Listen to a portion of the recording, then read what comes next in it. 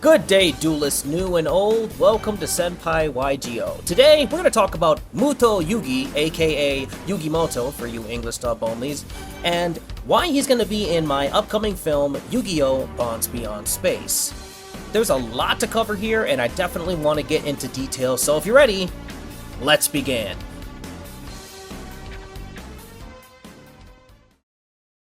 So I actually want to start here. I want to start with Season 0's adaptation of Yugi and, by extension, Atem, the Pharaoh. So first and foremost, I want to talk about something that I think just deserves a little bit more love and attention these days.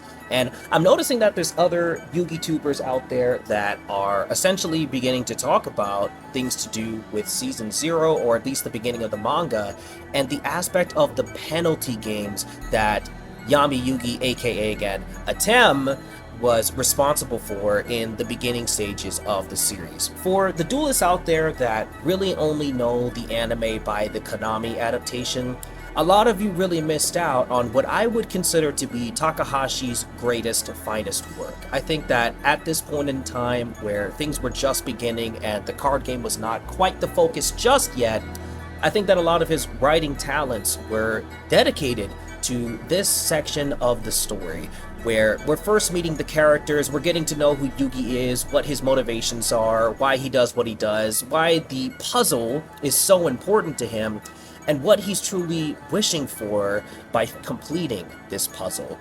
And we also get a lot of time to spend just developing the other characters. This includes Jonochi, aka Joey, includes Anzu, Teiya, and Honda Tristan. And obviously in Season 0, when it comes down to Miho, this was more so the only adaptation that really managed to flesh out any semblance of an actual character versus her one appearance in the manga.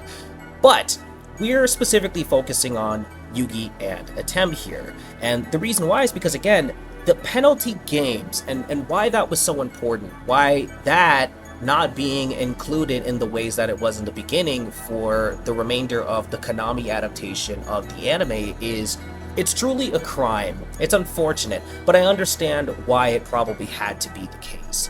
A big part of it had to do with the fact that the card game just simply took off in a way that maybe no one even saw coming. Maybe Kazuki Takahashi, of all people, was least expecting that to be the case, but the fact that there was so many fans and so much enthusiasm around the card game, it ultimately forced his hand, and he had no other choice but to please those fans, the fans that he truly did come to care for, and decided to go all in on this card game. But if you ask me, and this is obviously something that's definitely up to interpretation, I would think that his goal was to focus on games, period, probably for the remainder of the story he was trying to tell. I think obviously because of the fact that priorities changed through the popularity of the card game Duel Monsters, it's ultimately why we didn't see a lot of these penalty games for majority of at least the Konami adaptation, and especially for the continuation of the manga beyond the early stages. And again, I see that as a really truly missed opportunity if it was able to be balanced in the right way between the card game and simply featuring other games. Kazuki Takahashi, he wasn't just some card game enthusiast. This was a guy that loved games, period. And a lot of the games that he was featuring in his story, whether it was through the adaptation of Season 0 or the manga, was truly part and parcel to the fact that he was trying to show some of the games that he was playing and experiencing in his lifetime. And that's something that's really special. There's so many unique games out there that he managed to portray in fun, intense, and really, really just mysterious ways in the beginning stages. And again, I just really truly wish that we got more of that throughout the remainder of the series. But again, things had to change, although I don't think that it was necessarily for the worse, because had it not taken off, had Duel Monsters not taken off in the way that it had, we just simply wouldn't have Yu-Gi-Oh! As it exists today, obviously. Granted, I only beg to differ insofar as to say that even if the card game wasn't pushed as heavily as it was at the time of all these decisions and changes, I still think that the series would have been amazing regardless.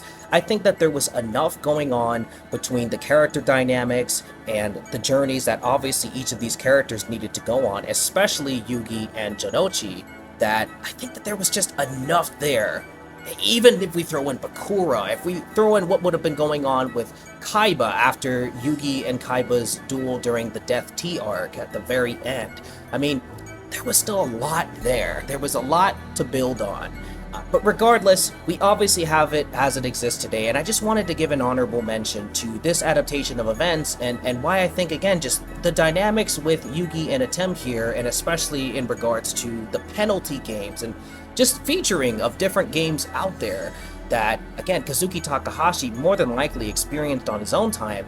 It's just a shame that we didn't get more, and I think that in general, in order to be considered the king of games, you obviously have to be the king of more than one game. But I digress. Let's shift gears here. So this is where things might get a little controversial, so level with me here and bear with me as I get into this. So, Yu-Gi-Oh! Dark Side of Dimensions. It was an incredible film. I remember how excited I was when it was announced, the first trailer came out. Gosh, I just spent every moment of every day anticipating its eventual release, and even the trailers alone, as we got more, just was enough to excite me and really get me looking forward to it when the film would finally release for everyone to see. And as much as I love this film, and I love every aspect of it, I can't say that there's a piece of this film that I don't like. The problem is that over time, I've come to realize that there is a part of me now that recognizes a particular aspect of the film that unfortunately introduces quite the problem. And that problem exists particularly with Yugi and Atem. So obviously, as most of us would know by now, especially if you've watched the film, the idea of this film really is tributed more so to Kaiba than anything. It's really his film. However, I think that this film was a really solid opportunity to finally allow Muto Yugi, aka Yugi Muto, the opportunity to finally stand on his own and to prove not only to Kaiba, but especially to the world why he was always the true king of games. And that was the whole point of the final duel, was to show everyone, obviously other than Kaiba in the manga, that this was the case, that all along it was Yugi's skill. It wasn't Atem's skill per se, so much as it was Atem's confidence and courage to take those skills and not hold them back. So the problem is that Atem returns at the end of the film. And by him returning, it somewhat complicates things in regards to the themes and the overall message about Yugi and Atem separating. So this is the problem. And I think that it really did need a proper solution after the film was released and after everything was all said and done regarding the excitement and anticipation for that film. So now we come to today. Now we can finally get into this adaptation of Yugi Muto, Muto Yugi, and what's going to be going on with him in my upcoming film, Yu-Gi-Oh! Bonds Beyond Space. To put a long story short, this film needs to do what the last film did not quite accomplish in the means that it probably needed to in order to stay respectful and really stay consistent with the themes and messaging of the original series. So, essentially this time around, we're gonna need to have Yugi truly stand on his own 2 feet. He cannot be relying on the powers of ancient Egypt and the mystical, magical Millennium items, and especially he cannot be relying on Atem this time around. And so, that being said, that is number one, what you can expect. Obviously, there are some other tidbits and small things that you might want to be looking out for in regards to Yugi's journey, which actually has less to do with the card game and more to do with him making his own game, so definitely keep a lookout for that as well. Overall, this is going to be a film about Yugi, as well as all the other characters, but especially for Yugi, this is going to be about him being his own person and him being able to hold his own, stand up for himself.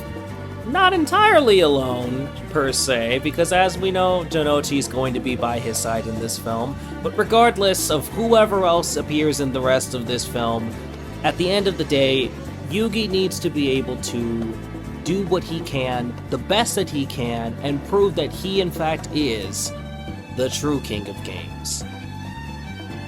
That being said, thanks so much for giving this a watch. This has been Senpai YGO. As always, it's time to duel.